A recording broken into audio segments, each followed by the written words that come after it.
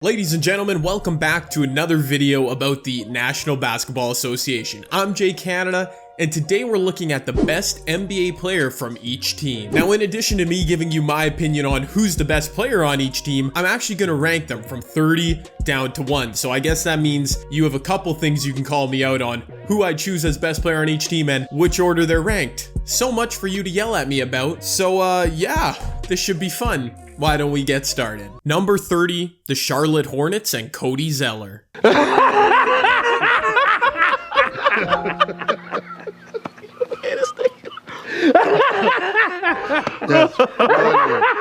After trading away Kemba Walker, the Charlotte Hornets, they're going to be a disaster this year. Number 29, the Memphis Grizzlies and Jonas Valanciunas. Here, Valanciunas, oh, what a beautiful up and under against Rudy Gobert.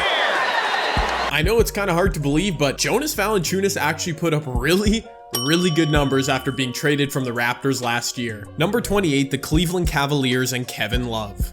James kicks it out to the corner. Love for three. Closing time, Kevin.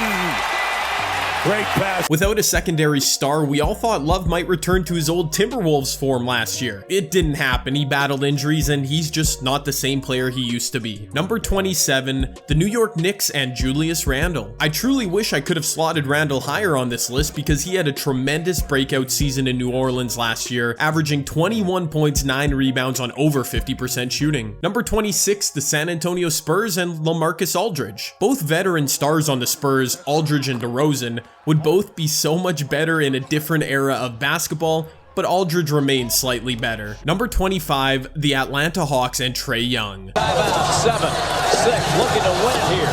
Trae Young from the G and Georgia Tech.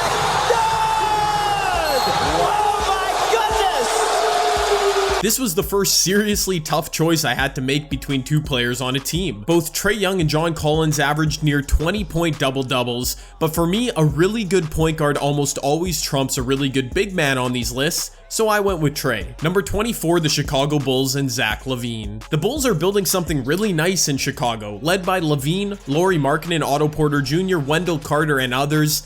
I was really impressed by Lavine last season. He continues to refine his game. In the last 18 games of his season, Lavine posted 26, 5, and 5 per game on over 50% shooting. Number 23, the Orlando Magic and Nikola Vucevic. Vucevic with a catch. He'll turn, fire. He drilled it. Pure magic. Vucevic?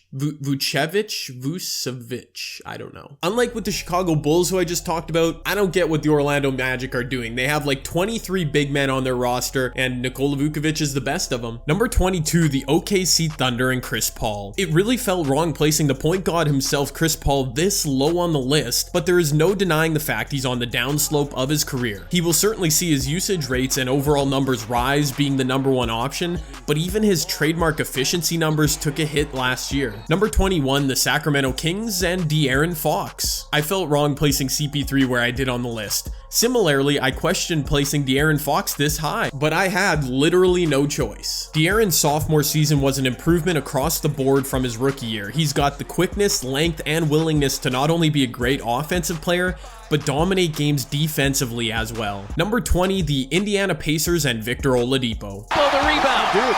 9 seconds, 8 seconds, 7 seconds. Oladipo to win it. Another one! He got Another it! one! Oladipo! Another one! Another one, you can see it in the air. Pacers fans, if you want to yell at me for where I'm ranking Victor Oladipo, you can do so. I love Victor, but he's going to be injured to start the year, so it was a tricky situation. Yeah, go ahead and go nuts in the comments section. Victor Oladipo. Number 19, the New Orleans Pelicans and Jrue Holiday. The Pelicans are impossible to predict heading into this season, and who knows? Zion Williamson could solidify himself as their best player like a week into the season. But until we see the man-child in regular season action, the best two-way guard in the league, Jrue Holiday, gets the nod from me. Number 18, the Phoenix Suns and Devin Booker. Listen, I know already there's going to be haters screaming at me for placing Devin Booker so high. There's also going to be Suns fans screaming at me for having Devin Booker too low. I'm a huge believer in Devin Booker. I mean, his numbers last season were amazing, but I can't ignore the fact that up to this point, Booker has led the Suns literally nowhere despite those big numbers. This is without a doubt a huge season for Devin Booker and how we as an NBA community view him going forward. Number 17, the Toronto Raptors and Pascal Siakam. I may be ranking Pascal a little bit too high considering we don't know how he'll react to being a number one option on a team, but if you show the ability to dominate games in the playoffs and make big plays in the NBA Finals like Pascal did, you skyrocket up my rankings. Number 16, the Detroit Pistons and Blake Griffin. Bounce top side to Blake Griffin. Turns, drives, lays it up, lays it in, and he is fouled. And he is fouled. I don't know if you guys saw this, but Blake Griffin actually stayed healthy last regular season, and he actually put up really good numbers. Number 15, the Dallas Mavericks and Luka Dončić. Before Thanksgiving. Indeed. Got it. There it is. Corner, Luka! Goes in! How did he do it? How did he do it? That is Luka magic! The addition of Kristaps Porzingis to the Mavericks will be a super interesting wrinkle to the Western Conference this season, but there is no doubt super rookie Luka Dončić, he's their leader, their best player on the team, and one of the best assets moving forward in the NBA. Number 14, the Washington Wizards and Bradley Beal. Man, I feel so bad for Bradley Beal. He's the only person on the Washington Wizards. No, literally, there's nobody else in the building, it's just Brad Beal. Number 13, the Utah Jazz and Donovan Mitchell. Can the Jazz pull off this win? Donovan in a crowd. Yes!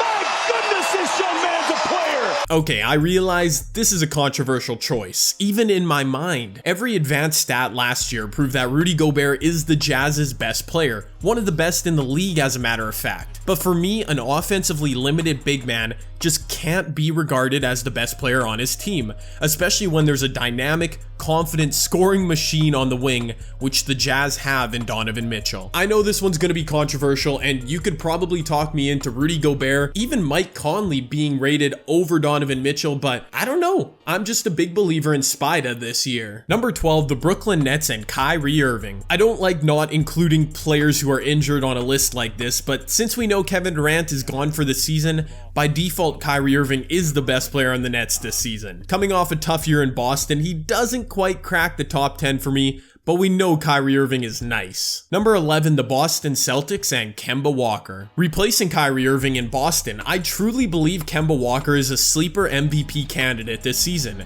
After carrying the Charlotte Hornets last season, he now has a legitimate supporting cast, a proper head coach, and all the opportunity to make a big splash. Number 10, the Miami Heat and Jimmy Butler. Okay, yes, I hear you in the comments section again. For whatever reason, I really have a lot of faith in Jimmy Butler in Miami this year. Prior to his stops in Philadelphia and Minnesota, Jimmy G Buckets was on a star trajectory in Chicago, and now that he's essentially a one-man show in South Beach, I have no doubt he picks back up on that. Number 9, the Minnesota Timberwolves and Karl-Anthony Towns. Jumper, no. Towns a rebound, lets it fly, and Karl-Anthony Towns drills it at the buzzer.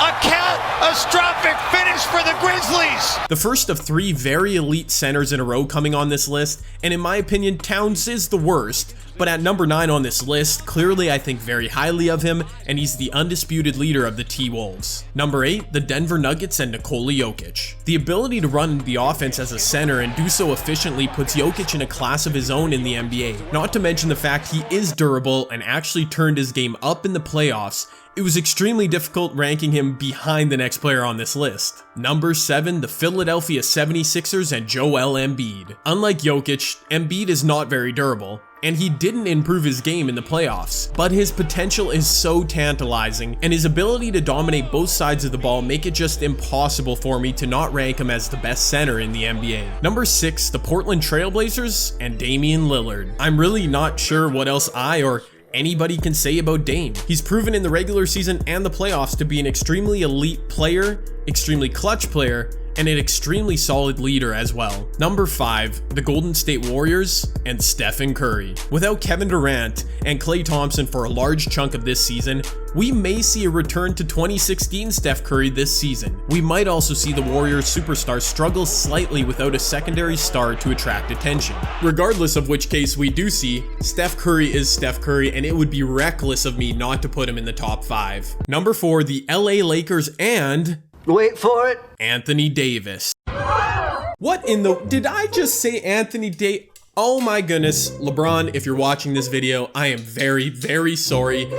Make sure you subscribe as well, but I am sorry. Here's my case. Outside of Giannis, there isn't a player in the NBA who can dominate offensively, defensively, and on the glass like Anthony Davis. Anthony Davis isn't just an unstoppable big man either. He's an unstoppable scorer, period. Saying Anthony Davis is the best player on the Lakers, it isn't a slight to LeBron at all either. It just speaks to how dominant I think the duo in Hollywood will be this year. Number 3, the Houston Rockets and James Harden. Well, hey, you want to talk about unstoppable scores? Look no further than James Harden. 5 seconds. Down to 4. 3. Down to 2. Harden puts it up. He got it! The Beard! Cold-blooded 3 to win the game. I truly believe Harden was snubbed of the MVP last year, and he continues to add to his offensive repertoire, which is just scary and just stupid. The only reason James isn't number 1 or 2 on this list to me is the fact that he and the Rockets collapsed once again in the playoffs last year against the Warriors. Number 2, the Milwaukee Bucks and Giannis Antetokounmpo. The reigning league MVP was an absolutely dominant force on both sides of the ball last season. Traditional stats, points, rebounds, assists, they're great.